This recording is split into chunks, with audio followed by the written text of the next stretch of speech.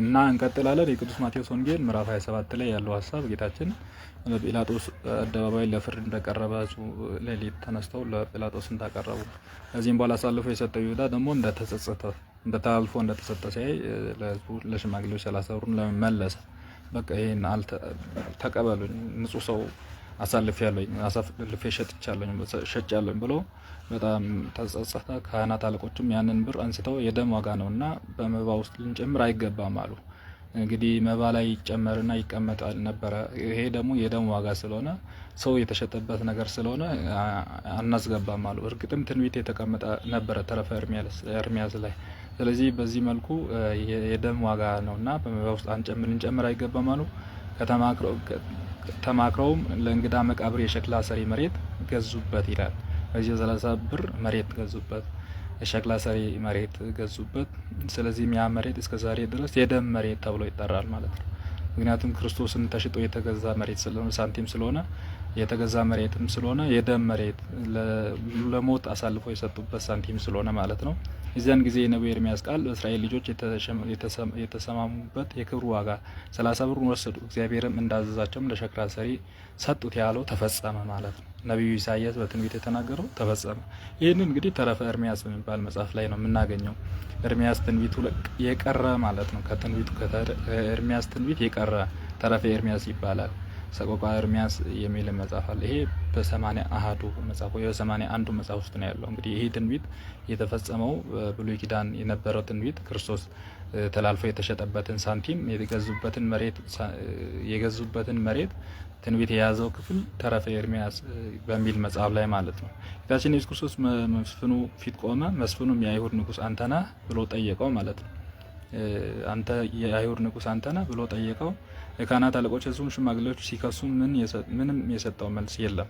ከዚህም በኋላ ጲላጦስ ይህን ያህል ሲመሰክሩ አትሰማምን አለው። እንግዲህ አምላካችን ሲከሰስ የውሸት ክስም ሲከሰስ ዝም ነው ያለው። ሁሉንም ዝም ነው፣ በጸጋ በአኮቴት ነው። እንግዲህ አምላካችን እኛ ኃጢአት ስንሰራም ዝም የሚልበት ምክንያት የመታገሱ ጸጋ እግዚአብሔር አባትነቱ ስለሚያስታግሰው ነው። አንድ ልጅ አባትን በጣም ቢበድል አባት ፈጥፍጦ አይጥልም። እግዚአብሔርም እንደዚሁ ነው። አባትነት ያስገድደውና ዝም ይላል ማለት ነው። በዚህ መልኩ ዝም አለ። ሲካሰሱ ሁሉ ዝም አለ። መስፍኑ እጅግም እስኪያደንቅ ድረስ አንዲት ቃል እንኳን አልመለሰለትም። አንዲት ቃል እንኳን አልመለሰለትም። አምላካችን ሰው እንዲድን ስለሚፈልግ ያሰበውም ደግሞ መጥቶ ዓለምን ማዳን ስለሆነ ሲከሱት ዝም አለ። እኛ አሁን ኃጢአት ሰርተን ስንሰደብ በጣም እንጨነቃለን። ግን እግዚአብሔር ለእኛ አራያ አብነት የሆነው ነገር ሰዎች በውሸት ቢከሷችሁ፣ በእውነትም ቢሆን ሰዎች ቢሳደቧችሁ ዝም በሉ፣ ብድራቱን የሚከፍለው እኔ ነኝ። እናንተ መልሳችሁ በመሳደብ ልባችሁን፣ አንደበታችሁን፣ ነፍሳችሁን ታቆሽሻላችሁ ብሎ አምላካችን በዚህ መልኩ ስትከሰሱ ዝም በሉ። እሱ ያለ ጥፋት ነው የተከሰሰው። እኛ በዛ በተከሰስነው ጉዳይ እንኳን ጥፋት ባይኖርብን በሌላ ጉዳይ ጥፋት አለብን። ስለዚህ እግዚአብሔርን መምሰል የሚፈልግ ሰው ሲከሰስ ዝም ማለት አለበት፣ ለእግዚአብሔር መስጠት አለበት። የብድራቱን የሚከፍለው እግዚአብሔር ስለሆነ ማለት ነው። እና በዚህ መልኩ አምላካችን እርሱም ተሰብስበው ሳሉ ጲላጦስ ሕዝቡን ማንን እንድፈታው ትፈልጋላችሁ ብሎ ሕዝቡን ጠየቀ ማለት ነው። ለምን? ንጹህ እንደሆነ ልቦናውን አይቷል፣ ተመልክቷል። ንጹህ ሰው ዝም ይላል። አንድ ሰው በጣም ብዙ የሚናገር ከሆነ የውሸት ለማሳመን እንደሚለፈልፍ ሰው ነው። አምላካችን ግን በዚህ መልኩ ዝም ማለቱን ተመልክቶ ጲላጦስ ግራ ገባውና ማንን ልፍታላችሁ? በዓለ ፋሲካ እስራኤላውያን በዓል ሲያከብሩ አንዳንድ ሰው ይፈታላቸው ነበርና ማንን ልፍታላችሁ? ክርስቶስን ወይስ በርባንን አሏቸው። ህዝቡም በርባን ይፈታልን፣ ክርስቶስን ግን ስቀላሉ። እንግዲህ ህዝብ በጣም ዝም ብሎ አንዱ በመራው እንደሚመራ ህዝብ ሰውን መከተል እንደማይገባ ባለፈው እሁድ ዕለት እያነጠፉ እያጀቡ እየዘመሩ የነበረ ህዝብ ነው። ይሄ ህዝብ ተገልብጦ በ5 ቀን ውስጥ ይሰቀል፣ ክርስቶስን ስቀለው። እንግዲህ በርባን ማለት እነሱን የሚዘርፈው እነርሱን የሚገለው ነው። ተመልሶም መጥቶ ያን ስራ የሚሰራ ሰው ነው። ክርስቶስ ግን እነሱን ሲመግባቸው፣ ሲያድናቸው፣ የታመሙትን ሲፈውስ ነበር። ውለታ ቢስ ነው ማለት ነው።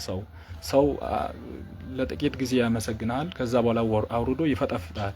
ሰውን መታመን አይገባም። ሰው በቃ እውነት እንነጋገር ከተባለ በቃ በሰው ከመታመን በእግዚአብሔር መታመን ይሻላል ብሎ ነብዩ ዳዊትም የተናገረው በዚህ መነሻነት ነውና ሰው ተቀይረው ይሰቀል የሚሉ ሆኖ ማለት ነው። ጲላጦስም በአደባባዩ ተቀምጦ ሳለ በዚህ ጻድቅ ሰው አንዳች በደል እወቁ፣ ዛሬ በዚች ሌሊት በህልም ስለርሱ ብዙ ተሰቃይቻለሁና ስትል ደብዳቤ ላከችበት የጲላጦስ ሚስት። በዚህ መነሻነት ጲላጦስ ምንም ከእርሱ ላይ ያገኘሁት ነገር የለም፣ እናንተ በምታውቁት ነገር አድርጉበት ብሎ ለነሱ አሳልፎ ሰጠ። ማለት ኢየሱስ እንዲገደሉ ህዝቡ አባብሎ እሺ ያሰኟቸው። መስፍኑም መልሶ ከሁለቱም ማንኛውም ልፍታላችሁ አላቸው። እነርሱም በርባን ይፈታልን የተባለውን ኢየሱስን ግን ምን ላድርገው ሲለው አላቸው። ሁሉም ስቀለው አሉ ማለት ነው። መስፍኑም ግን ስቀለው እያለ ጩኸት በዛ። ከዚህም በኋላ ጲላጦስ ሁከት ከሚበዛ በቀር የሚጠቅም ነገር እንደሌለ ባየ ጊዜ ውሃ ወስዶ እኔ ከዚህ ሰው ደም ንጹሕ ነኝ፣ እናንተ ለራሳችሁ እወቁ ብሎ በህዝቡ ፊት እጁን ታጠበ። ህዝቡም ሁሉ መልሶ ደሙ በእኛና በልጆቻችን ላይ ይሁን አሉ። ከዚህም በኋላ በርባን ፈቱላቸው። ጌታ ኢየሱስ ክርስቶስ ግን ገርፈው ሊሰቅሉ ሰጣቸው ማለት ነው። እንግዲህ ቄሱ አሁን ቅዳሴ ሲቀደስ ኃጢአት ያለበት ቢኖር ራሱ ከዚህ ከህብስቱ ያረግ ንጹሕ የሆነ ልንሆን ነው የሚችለው።